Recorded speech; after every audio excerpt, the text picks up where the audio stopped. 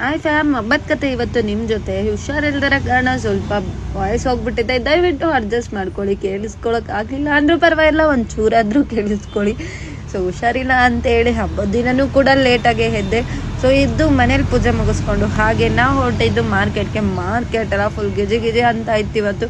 So ಹಬ್ಬ ಇದ್ದಿದ್ದ ಕಾರಣ ಸಿಕ್ಕಾಪಟ್ಟೆ ಜನ ಇದ್ದರು. ಸೊ ಹೋಗಿ ಒಂದು ಹೂನಾರ ತೊಗೊಂಡು ಅಂಗಡಿ ಪೂಜೆ ಮಾಡಬೇಕಿತ್ತು, ಹಾಗಾಗಿ ಹೂನಾರ ತೊಗೊಂಡು ಅಲ್ಲಿಂದ ನಾವು ಹೊರಟಿದ್ದು ತಿಪ್ಪಟೂರಮ್ಮನ ದೇವಸ್ಥಾನಕ್ಕೆ. ಸೊ ಹಬ್ಬ ಇತ್ತು ಅಂತೇಳಿ ಅಲಂಕಾರ ತುಂಬ ಚೆನ್ನಾಗಿ ಮಾಡಿದರು ಅಂತೇಳಿ ನಾವು ಹೊರಟ್ವಿ. ನೋಡ್ಕೊಬರೋಣ, ಹಾಗೆ ದೇವಿ ದರ್ಶನ ಪಡ್ಕೊಬರೋಣ ಅಂತ ಹೇಳಿ ತಿಪ್ಪಟೂರಮ್ಮನ ದೇವಸ್ಥಾನ ಕಡೆ ಹೊರಟ್ವಿ. ಸೊ ಆಲ್ರೆಡಿ ಎಲ್ಲ ಸಿಕ್ಕಾಪಟ್ಟೆ ಜನ ಪೂಜೆ ಮಾಡ್ತಾಯಿದ್ರು, ಪೂಜೆ ಮುಗಿಸ್ತಿದ್ರು. ಹೆವಿ ರಶ್ ಇತ್ತು ಹಬ್ಬದ ದಿನ ಮಾತ್ರ. ಸೊ ನನಗಂತೂ ಸಿಕ್ಕಾಪಟ್ಟೆ ಇಷ್ಟ, ಹೇಗೆಲ್ಲ ಮಾಡಿದ್ದಾರೆ ಇದನ್ನ ಅಂತ ನನಗೂ ಸ್ವಲ್ಪ ಕನ್ಫ್ಯೂಷನ್ ಆಯಿತು. ಸೊ ಸಕ್ಕದಾಗಿ ಮಾಡಿದ್ದಾರೆ, ದುಡ್ಡಲ್ಲೆಲ್ಲ ಫ್ಲವರ್ ಎಲ್ಲ ಮಾಡಿದ್ದಾರೆ. ತುಂಬಾ ಚೆನ್ನಾಗಿತ್ತು.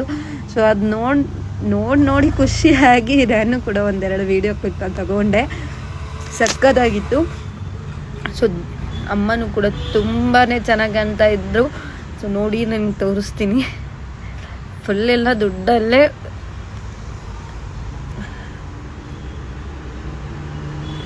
ಸೊ ತುಂಬಾ ಚೆನ್ನಾಗಿ ಮಾಡಿದರು, ನನಗಂತೂ ಸಖತ್ ಇಷ್ಟ ಆಯಿತು ಅಲಂಕಾರ ಮಾತ್ರ. ಹೇಗೆ ಮಾಡಿದ್ರು ಗೊತ್ತಿಲ್ಲ, ಮಾಡಿದವ್ರಿಗಂತೂ ಹ್ಯಾಂಡ್ಸ್ ಆಫ್, ಸಕ್ಕದಾಗಿ ಮಾಡಿದ್ದಾರೆ. ಸೊ ನಂತರ ದೇವಿ ಆಶೀರ್ವಾದ ಪಡ್ಕೊಂಡು ನಾವು ಚಿಕ್ಕಮ್ಮನ ನೋಡಿಕೊಂಡು, ಚಿಕ್ಕಮ್ಮನಗಳು ಕೂಡ ಹಾಗೆ ಮಾಡಿದರು. ಸೊ ಅದನ್ನ ಮುಗಿಸ್ಕೊಂಡು ಅಂಗಡಿ ಕಡೆ ಹೊರಟು. ನೆಕ್ಸ್ಟ್ ಲಾಗ್ ಕಂಟಿನ್ಯೂ ಆಗುತ್ತೆ ನಾಳೆ.